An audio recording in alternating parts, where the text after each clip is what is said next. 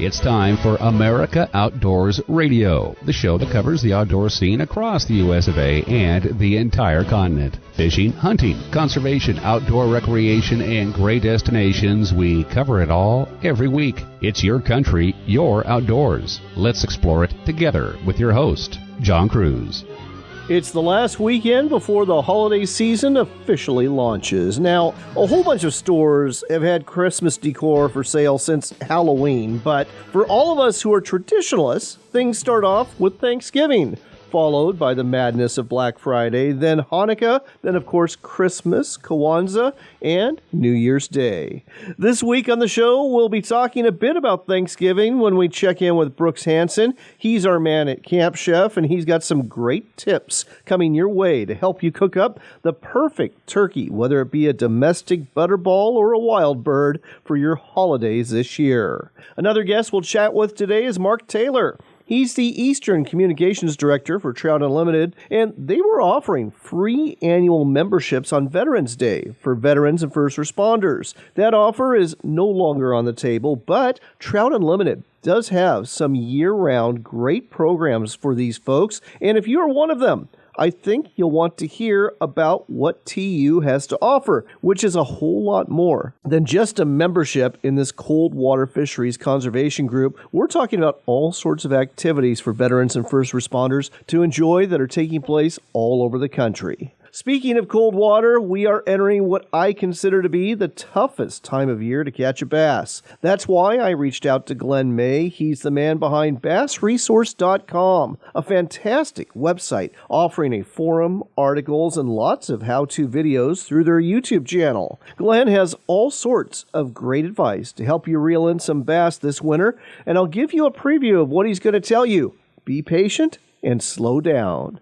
Last, and certainly not least, we'll head to Northern California's Bay Area for a conversation with Rue Mapp. She founded an organization called Outdoor Afro back in 2009 and has a brand new book out, Nature Swagger, featuring black men and women enjoying fishing, hunting, hiking, and time outdoors. If we are serious about recruiting and retaining new hunters and anglers, we need to encourage people from all races and walks of life, especially those who live in urban environments, to get out into nature and by doing so, learn to appreciate it and protect it. I think you're going to really enjoy this conversation. But before we talk to Rue, Glenn, and Mark, let's talk turkey. It's time to chat with our first guest of the show, and for catching up with Brooks Hansen with Camp Chef, who is in the great state of Montana, where he has been chasing elk and deer. Brooks, welcome to the show. How'd the hunt go? Been going pretty good, John. It's always a challenge hunting late season elk, but it's a lot of fun hunting rutting whitetail deer, so it's been a good week. Did you tag out? We've been successful on the whitetail deer, unsuccessful so far on the elk, just trying to get a good pattern with the weather and snow, and getting them on the right place at the right time has been a little challenging, but we're having a good time and seeing lots of elk, which is good. There you go. Well, here's hoping that the rest of the hunt goes well and you might get yourself a nice bull there. Now, Thanksgiving is coming up, so we're actually not going to talk bucks and bulls. We're going to talk turkey here, specifically how to cook it up right using Camp Chef products. And I was on your Facebook page and saw a nice little, I guess, kind of a TikTok video that cautions you about overcooking your turkey, and the main way that most people do it is by using that little thermometer that comes in that butterball or store-bought turkey that all of us buy. Don't want to use that, do you? You know, personally, no. I think the biggest problem with cooking turkeys is overcooking, and nobody wants a dry bird. Right. There's nothing worse than when you cut into that breast and it tastes like chalk. And so, yeah, you're right. A lot of times that thermometer doesn't pop until 180 degrees, and your turkey's done at 165. So I think you want to discard that, use a good meat thermometer or the meat probes out of a pellet grill, and monitor the temp that way. Pull it at maybe 160 and 163, and then let it rest for, a half hour or so, and it'll finish coming to temp at that 165. That way you're going to get the most moist turkey that you've probably ever had. Speaking of moist turkey, you have a little device that I have used in the past. It works like a champ, the turkey cannon. Why don't you tell our listeners what this is all about? Yeah, the turkey cannon's a fantastic device to use to cook a turkey. We call it an infusion roaster as well because it's cooking from the inside out. you're putting a liquid, and that could be any type of like apple cider or juice or even water, and then that goes into the turkey cavity, and then the turkey rests on it, and while it's cooking, it's steaming it from the inside out. So it's helping cook the turkey faster, but it's also adding moisture, which is going to make that turkey that much more moist. Another way to do that is by spatchcocking. So if you don't have a turkey cannon, you can always cut the backbone out, lay that turkey flat down on a pellet grill, and spatchcock it, and it's going to cook from the inside up a little better as well. Speaking of cooking a turkey on a pellet grill, let's talk about smoked turkey. I haven't had smoked turkey in years, but it sure sounds delicious. You know what? The glory or the benefit of a pellet grill is you can cook a turkey a variety of ways. And if you want to smoke it, I suggest you brine it, and then you do it low and slow at like 170 degrees and let it go for 4 to 6 hours. Oh. And once it hits temp, you're going to pull it. My favorite way to do a turkey on a pellet grill, which you're still getting a smoky flavor, but it's not a real strong, deep smoke flavor, I would go at about 350 degrees, and about an 18 to 20 pound bird's going to be done, I would say, in about 2.5 hours. So you're doing it a little higher temp. You're still using wood as your fuel source, so you're getting a nice, good flavor, and it's cooking a little faster. It's more like baking it with wood. Interesting, and sounds delicious as well. Let's talk about wild turkey. Much more lean than those store-bought turkeys that most of us are buying, and that tells me it's a lot easier to make that a very dry and unedible turkey, too. What tips do you have for cooking wild turkey? Well, your domestic turkeys, you can do them whole, and I think you can get away with it. With a wild turkey you mentioned, it's going to be dry, and it's going to be a lot more lean, and it can tend to dry out a lot faster. So I would break it in parts and pieces. That's the type of Thanksgiving turkey that you're going to cook separate. You're not going to do a whole bird. Now, you can. You've just got to be really careful, and you've got to inject a lot. But my preference would be I'm going to pull the breasts off, and I'm going to cook those a little different. I'm going to pull the legs and thighs off, and I'm going to braise them and maybe make a stew and a gravy and use that for a Thanksgiving if I'm using a wild turkey. So my tip for wild turkeys is let's break them down, legs, thighs, cook them separate in a more braising, low and slow method. And then you can do the breasts in a variety of ways, whether it's hot and fast or grilled or whatever way you want to. You know, Brooks, I would love to have some sort of giveaway where we basically raffle you off and you go to somebody's house and prepare a Thanksgiving or Christmas dinner, because I have no doubt it would be absolutely spectacular. I know we can't do that, but I sure love the thought. Well, it might be disappointed. Maybe I'm just all talk. Who knows? I don't think anyone would be disappointed. Every time I talk to you, I walk away hungry. Last but not least, is Camp Chef going to have any great sales for the holidays? You keep an eye out on our website for some Black Friday deals. I think you'll see some good options there, especially if you're wanting to get into pellet grilling. All right. The website to go to, folks, is campchef.com. That's a website for Camp Chef. They make great pellet grills and smokers and outdoor ovens and just about anything else you want for cooking in the backcountry or cooking on the back patio and having some delicious meals. They've also got tons of recipes there, too. The website, again, campchef.com. And, Brooks, we're going to have you on in a week or two and talk about a pellet grill we'll be giving away as part of our Christmas giveaway show. Looking forward to it, John. Thanks so much. Happy Thanksgiving. Happy Thanksgiving to you, and good luck in Montana. I expect 0 dry birds this year, John. Love it.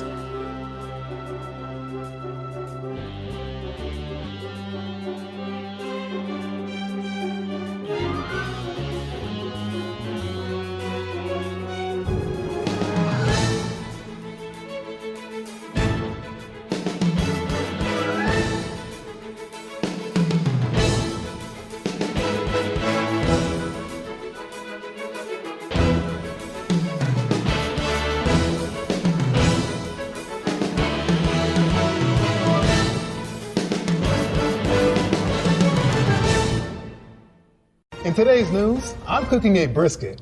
Let's go to Jill at my house to see how it's going. This is your house and you brought me and the crew to check on your brisket? That's correct, Jill. How's it looking? This is a Camp Chef Woodwind Wi-Fi. You know you can check your cook right from your phone, right? I didn't know that was an option, Jill. Well, never mind. But before you leave, can you feed the dog? What? No. When we get back, why is my check engine light on? The answer may shock me. We've been telling you about Sportsman's Cove Lodge in Southeast Alaska for a while now, and there's a reason. They are the only Alaska lodge we talk about in this show. It's because they're truly Alaska's best lodge. The adventure starts with a float plane ride from Ketchikan, after which you'll get the chance to experience some of the best hospitality, food, and wonderful people you'll ever meet. Wildlife is abundant, from bears and deer to eagles and whales, and let's not forget the reason you're here, the fishing. Halibut, salmon, lingcod, rockfish, true cod, and more. It's all waiting for you in abundance at Sportsman's Cove Lodge. Book your trip today at alaskasbestlodge.com. That's alaskasbestlodge.com for Sportsman's Cove Lodge. Hunt of a Lifetime is a nationwide nonprofit organization dedicated to providing hunting and fishing trips to youth 21 and under who suffer from life-threatening illnesses and disabilities. These adventures make big differences in the lives of those who participate in them, and in many cases are literally a dream come true that brings hope and therapy to their lives. Find out more, get involved, or donate today at huntofalifetime.org. That's huntofalifetime.org. huntofalifetime.org. From a bull elk ripping a bugle across the valley to wing beats on a duck marsh, public lands and waters are integral to our outdoor heritage. Become a member of Backcountry Hunters and Anglers and stand up for our public lands and waters. Visit backcountryhunters.org today. Hunting and fishing are exercises in hope. Before you head into the woods, you hope to tag out on a deer you'll have to field dress. Before you make that first cast, you hope for a big fish to clean and fillet. When your hopes are realized, you'll need a sharp knife. Whether you sharpen that blade on a power sharpener in the shop or a manual sharpener in the field, WorkSharp has the tool for you. Look for WorkSharp products in sporting goods stores near you or online at WorkSharpTools.com.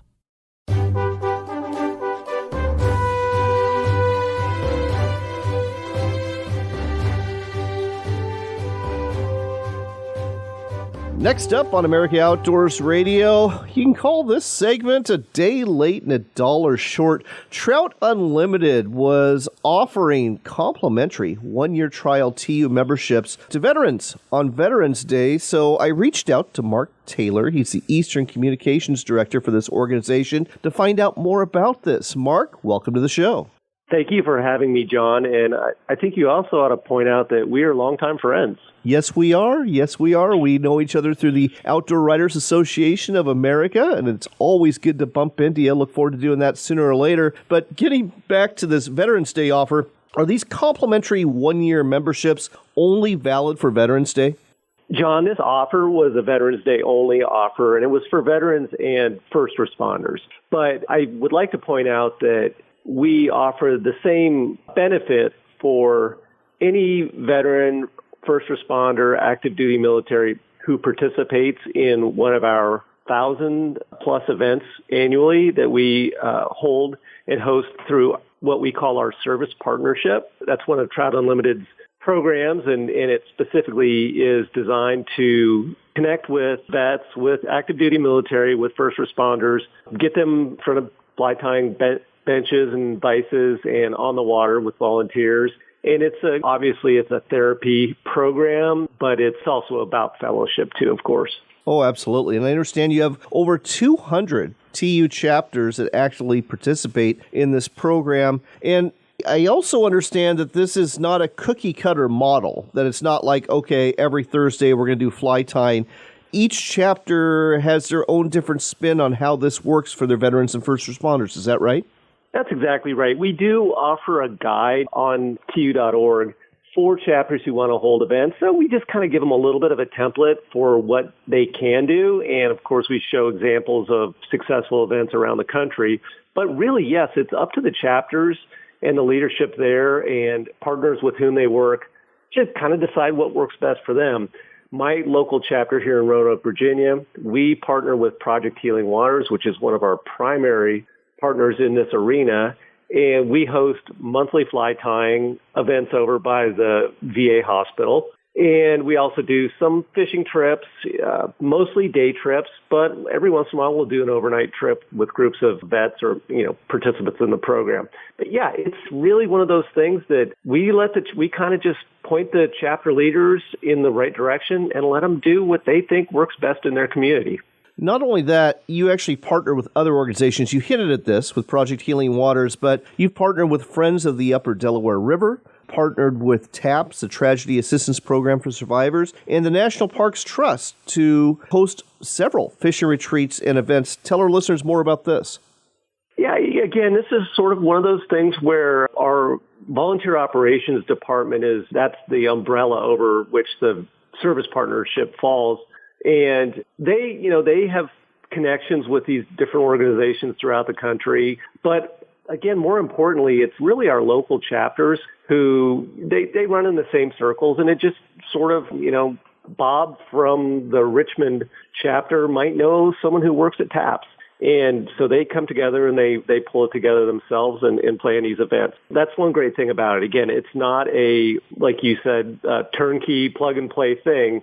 It's very flexible, and we have literally dozens of partners who work with us on these events. The ones you mentioned are some of the key ones, and Project Healing Waters, of course, is the big national organization. And it's really easy for folks to sort of figure out if there are events in their areas because they can go to either their website, which is simply healingwaters.org, go to tu.org/chapters, find their local chapter and reach out and find out what's happening in their neck of the woods. Again, it's flexible and it can be small, it can be big, it can be weekly, monthly, biannually. We just like reaching out to these folks, giving them the opportunity to participate to therapeutic activities or fellowship. And I actually talked to a veteran the other night at a fly tying event, and something she said really stuck with me, which is, she said, "I'm so glad to be here. I didn't know that there were other women involved, and these are my people." And that's the kind of thing we're working toward. One thing that we've found is a lot of people who come to these events end up becoming mentors and volunteers themselves. And sometimes they volunteer with veterans or first responder specific events. Sometimes they just become active Trout Unlimited volunteers and chapter leaders. And that's really what we want to encourage. We want folks to not feel left out. We want them to be participating in the conservation world and fishing just like the rest of us do. Well, if you are a first responder or if you're a veteran, check out the Trout Unlimited Service Partnership and look for an event near you. And getting back beyond veterans and first responders, let's talk about the benefits of a Trout Unlimited membership. What is it, $35 now, and you get quarterly magazine and membership in a local chapter?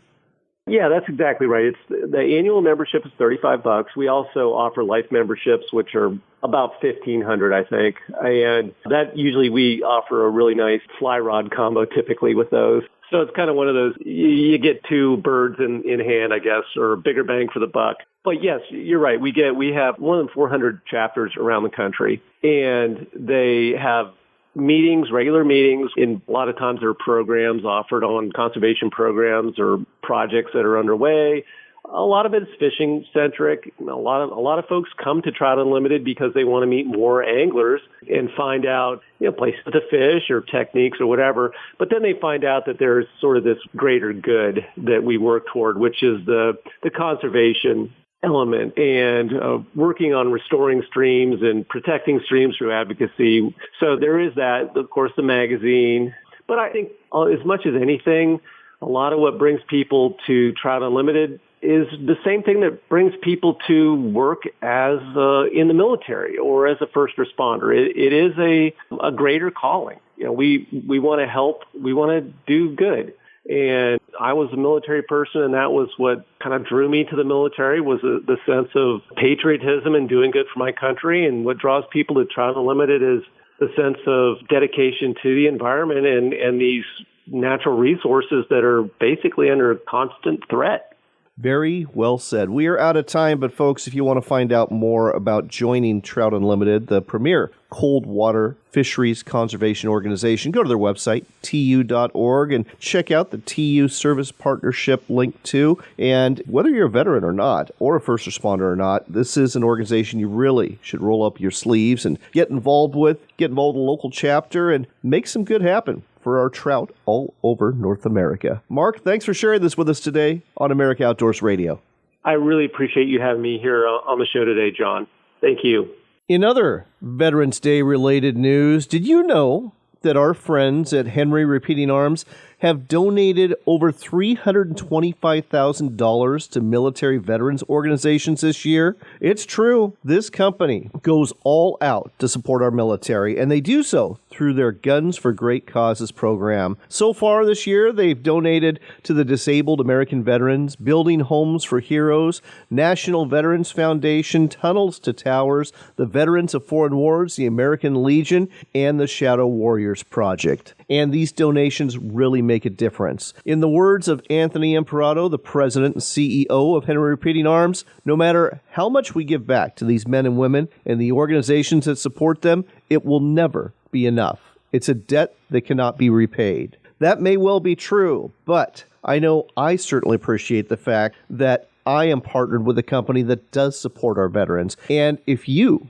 want to support a company that supports our veterans too, go to henryusa.com. Check out the lineup of firearms they have, all made right here in the USA, and look for an authorized dealer near you. The website again, henryusa.com.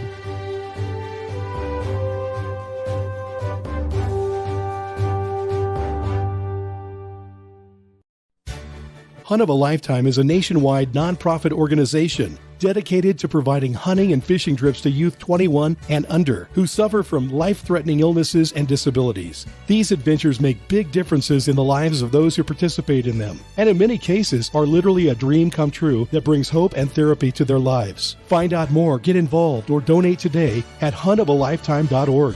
That's huntofalifetime.org. huntofalifetime.org. From a bull elk ripping a bugle across the valley to wing beats on a duck marsh, public lands and waters are integral to our outdoor heritage. Become a member of Backcountry Hunters and Anglers and stand up for our public lands and waters. Visit backcountryhunters.org today.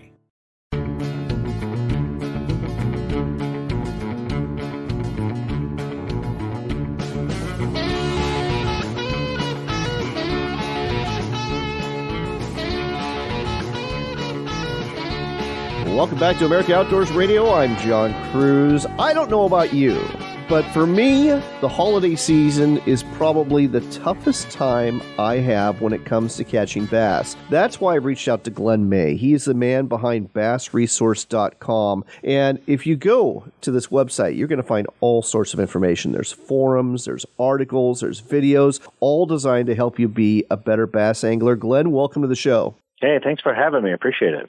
Well, let's talk a little bit about catching bass this time of year. I live in Washington State, and I struggle. I mean, struggle mightily to find them, let alone catch them. Where are the bass going in late November and in December? Yeah, well, welcome to the crowd. We all struggle with that. Wintertime fishing is definitely different than in the summer, and that's because of these cooler temperatures. They do two things with bass. Number one, the bass, the metabolism is dictated by the water temperature. And so the warmer the water is, the higher the metabolism is versus when it's really cold. So in the wintertime, they may only eat, say, every 7 to 10 days, whereas in the summertime, they may be eating 7 to 10 times a day. So when you go out in the wintertime and during the holidays, there's just less bass that are interested in your lures to begin with. So you're going to get less bites just by virtue of that. Understand that, first of all. And the second piece of it is with the cooler water temperatures, it slows down the forage. The bait fish, the crawdads, sculpin, all, the shad, they slow down. In areas down the south, when we don't have shad up here in Washington State, but down in the south part of the U.S., they have shad. And there's certain species of shad that when the water temps get below 45 degrees, they start to die. Oh, wow. And so what they do is, the shad just want to conserve energy. They don't even want to move. So you see this real slow down. And what you need to do during this time of year is slow your presentations down to match the forage base that the bass are feeding on. So you have this combination of less bites, less frequent, and less bass that are feeding, and you have to go really slow. So it's an arduous task sometimes to find where they are. I've always imagined, and I think I may have even heard this, that during the winter, the bass go deep. Is that true, or can you still find them along riprap and in the shallows? Oh, that's a great question. So as a general rule, they're deeper, and that's because the water is a little more stable temperature-wise and typically a bit warmer in deeper areas, and that's where the forage is going to go to stay alive, and to stay warm. So the bass are going to follow the forage. So the general rule, deeper than 15 feet, typically is where they're at. However, you do get spats where they do come up shallow. So, for example, if we have several days of warmer weather, a warming trend, and if it's combined with rain, that's even better because warm rain will warm the surface temperature faster than anything else. When that happens, well, the forage is going to seek out the warmer temps, and they're going to move up into those areas, and the bass will follow them. So you look for those weather trends, and you can take advantage of those scenarios. Another one also is if you fish where there's a drawdown reservoir that they draw water down during the wintertime, that's going to expose the crawdads that have buried up in the mud. Right. And so they're going to come out of those hiding places and come in back into the water, and bass know that. And so they're going to move up shallow during those periods. So watch for those winter drawdowns, and you can take advantage of shallow water fishing during the winter. Very interesting. You just taught me another new trick. I love talking to you, Glenn. Let's talk about presentations and lures and trying to catch them. And I guess we'll break this down into north versus south. So in the northern tier, what are a few things that you do to catch fish during the winter? Yeah, so in the northern, that's when you have really everything's at its slowest pace. So for that, your presentations, by and large, are going to be dragging your lure on the bottom of the lake. And I don't mean like hopping and lifting it up, dragging it, keeping it on the bottom, and really, really slow. And with frequent pauses, and those pauses should have long durations in between. So those type of things, what I like to do is, say, for example, a jig.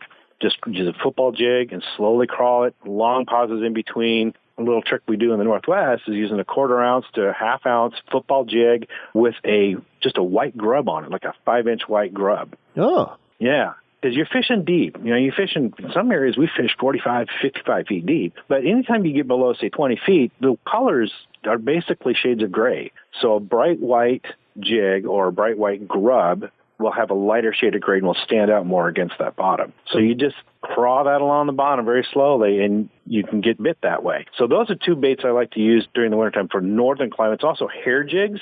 Again, you can crawl that on the bottom really slow. But also what is prevalent, especially like right now and when the water gets cold, the perch will ball up and they'll start dying off, and the bass sit up underneath those balls of perch, picking off dying perch.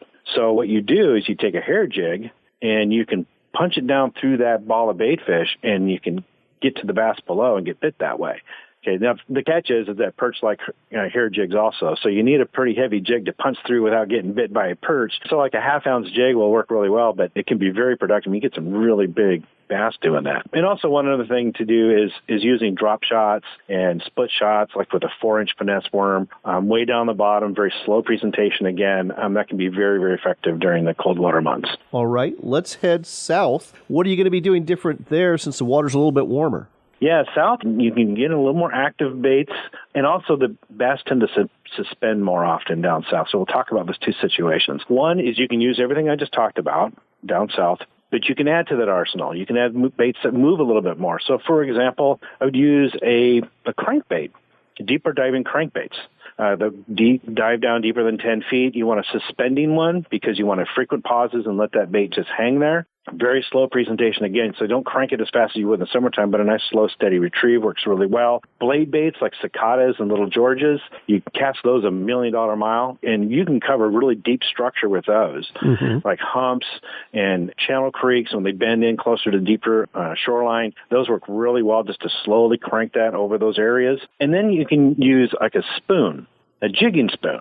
Now, a jigging spoon works really well, this time of year because it mimics a dying baitfish, which is exactly what the bass are keen on during this time of year. So jigging spoons work really well during this time of year. Now, two other things, actually three. One is a suspending jerkbait, which, cast that out. Now, don't work it fast like you do in the summertime. Here you get it down deep and you give it a subtle twitch and let it suspend and sit for a long period of time. It's going to really test your patience, but here you're mimicking one of those dying baitfish, one that's struggling. So that works really well down in the south, especially when the water temps get down around that, into those 40s. That's when those baitfish start acting that way. Another bait that works extremely well down south is an underspin. Just put on a little paddle tail, like a 3-inch little paddle tail bait on it, so it looks like a little baitfish, and just slowly crawl that along. Every once in a while, let it bounce off the bottom, but a nice, slow, steady retrieve. Nothing special. You're not giving it yanks, jerks, pauses, or popping. Just a steady, slow retrieve. You'd be surprised how well that can work. And then lastly, we're talking about the suspending fish. Yeah, the spoon can work very well. If you go back to that spoon, drop it down to where the fish are suspending and just hold it there. Don't move it or anything. Just let it hold. That spoon will slowly spin. I use like a ball bearing snap on it. So it just slowly moves, and that oftentimes elicits a bite. But one other little trick, you West Coasters, we've been doing this for a while. A drop shot using a 4-inch finesse worm that's kind of a pink shade. Drop that down. Use your electronics. You got to do this on the spinning gear. You look down, you'll see them like in 20 feet of water, so you can drop it down quickly to that group of suspending bass. You can pop that bail back up, and you watch with your electronics and just hold it there. So you're actually using a drop shot. You're going to be over 40, 50 feet of water, but it's only in 20 that you're holding. Just hold it there. You might jig it just a little bit with your rod tip, but oftentimes just holding it there is all you need. That little finesse worm is going to move around just enough to get their attention, and often that elicits a bite. I'll tell you what, Glenn, you might actually help me catch some fish with all of this great advice. Folks, if you want to find out more about catching bass in the winter or any other time of year, go to bassresource.com. Again, chock full of information, whether you want to interact on the forum, whether you want to read the articles or check out the videos. It's all there for you, and it doesn't cost a thing either. The website, again, bassresource.com. Glenn, thanks for sharing all this great information with us today on America Outdoors Radio. No problem. Thanks for having me.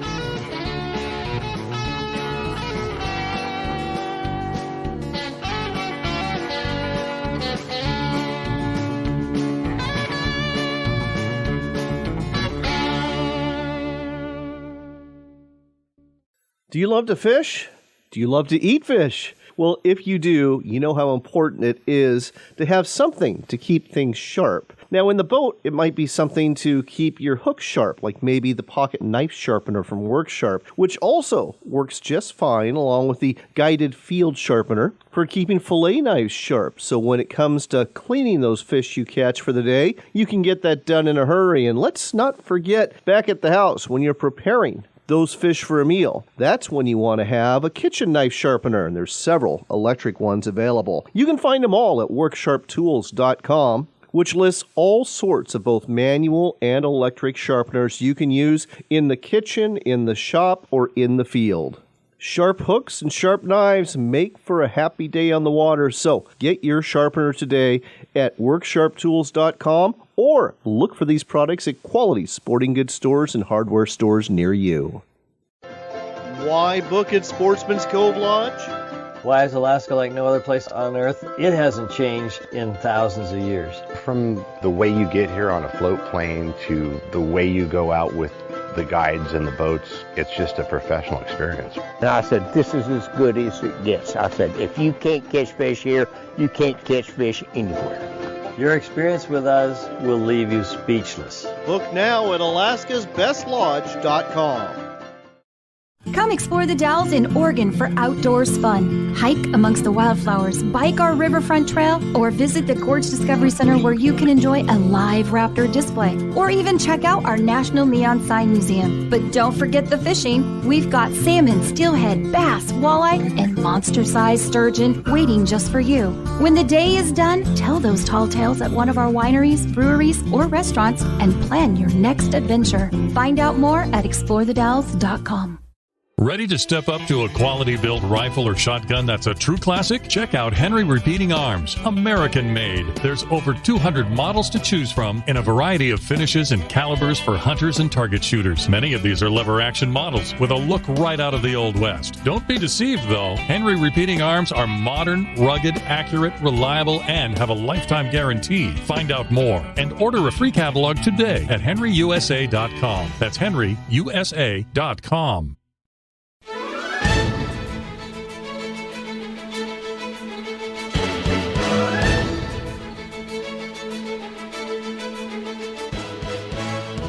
Next up on America Outdoors Radio, we are taking you to Northern California, the Bay Area, as a matter of fact. We have the opportunity to talk to Rue Mapp. She's the founder of an organization called Outdoor Afro. She's also got a brand new book, Nature Swagger, that just dropped on Amazon and into bookstores around the nation. And we're going to talk about the topic of getting more Black people into nature to enjoy everything that nature has to offer. Rue, welcome to the show. Thank you so much for having me. So, Rue, you originally lived in Oakland. You live in the Bay Area now. Back in 2009, you came up with this idea of Outdoor Afro.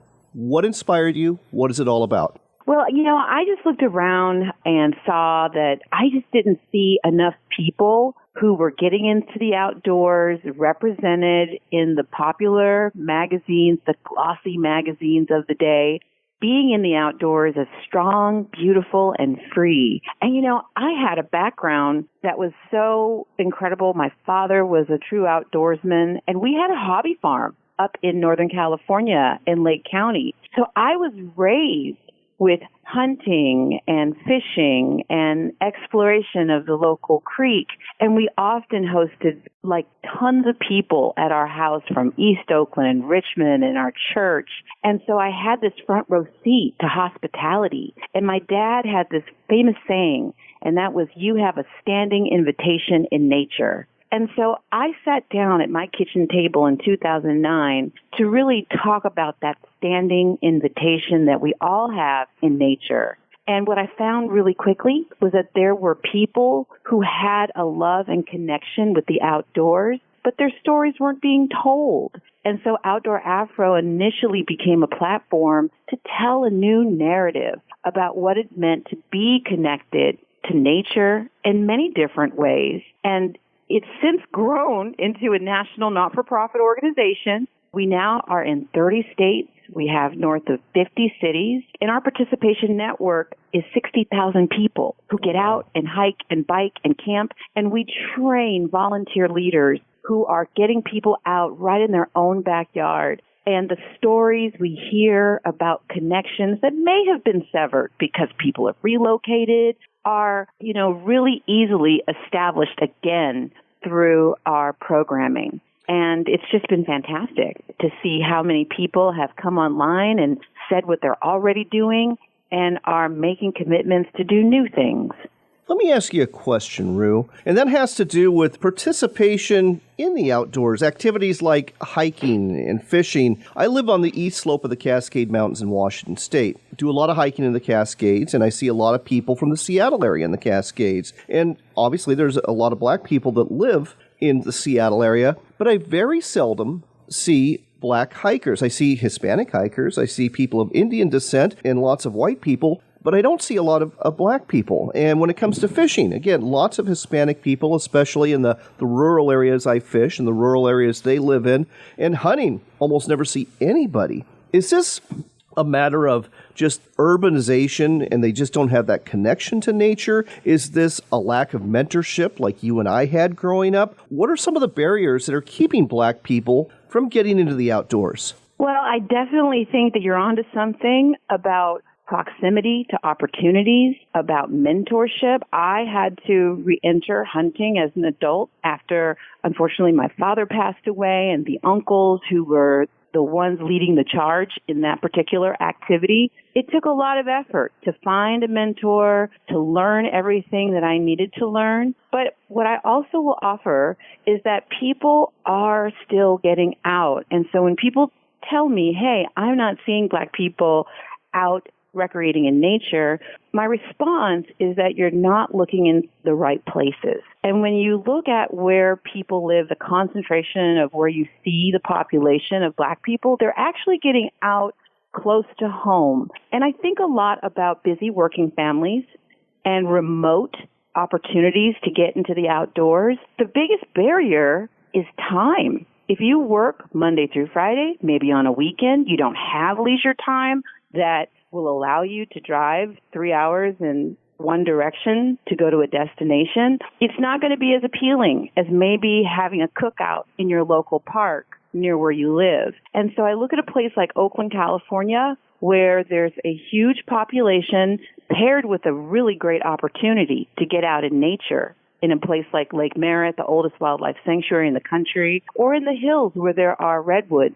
So when you look at where people live, especially in the South, you absolutely see a higher number of people who are hunting, angling, because often those opportunities are just practically close to home. And so I invite people to get out of the places where you normally go and maybe to the population centers. And you'll actually see a lot more participation, and participation that includes things that you might not consider are that important in outdoor activities, like walking your dog or strolling a lake or a local trail or gardening on your patio. I mean, people are connecting in nature in so many different ways. And Outdoor Afro is here to include all of those ways that people connect with nature that makes sense in their day-to-day lives. So explain to me a little bit more about how Outdoor Afro does outreach to get people that have not experienced maybe, time on the water in a canoe or time hiking a trail or camping out or maybe fishing. How do you actually do that? Are you drawing people to your website, to your social media who may be interested, or are you actually reaching out and finding people and saying, hey, come join us. Let's go do this activity?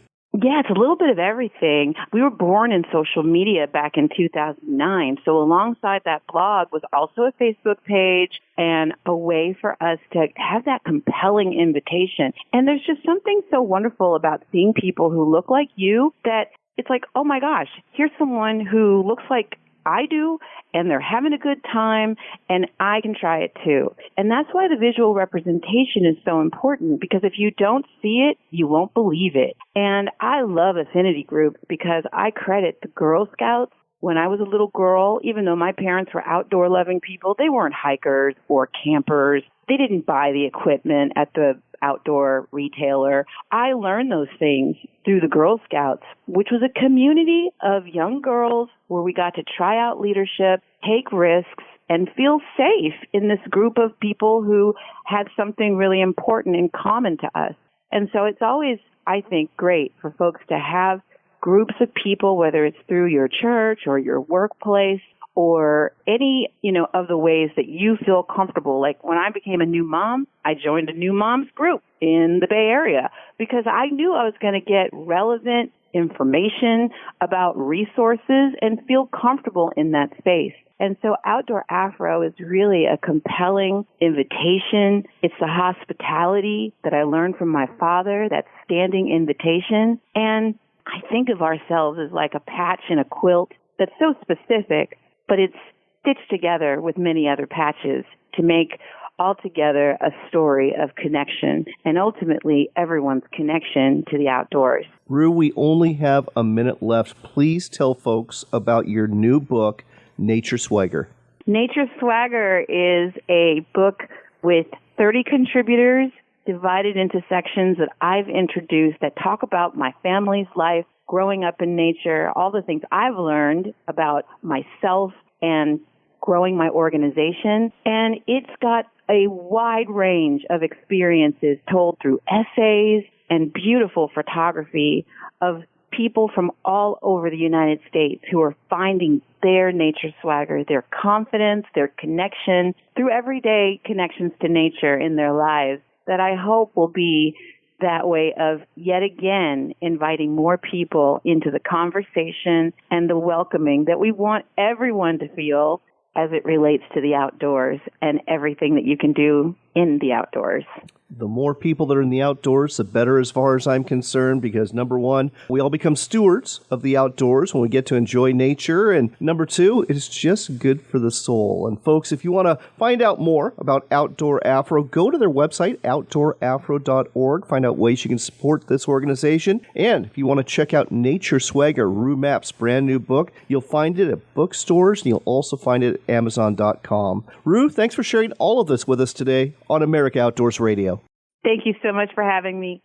Before we wrap things up today, I'd like to welcome some new listeners tuning in to our show on KLIN AM 1400 out of Lincoln, Nebraska, and on WJAG AM 780 out of Norfolk, Nebraska. We really appreciate you coming on board, and I'm happy to announce we are now airing on over 130 stations in 32 states here in our great United States of America. Until next time, here's wishing you a happy Thanksgiving, hoping you get to spend it with family and friends, and hoping that you get to spend some time in nature, too. After all, it is your country and your outdoors, so get out there and enjoy it.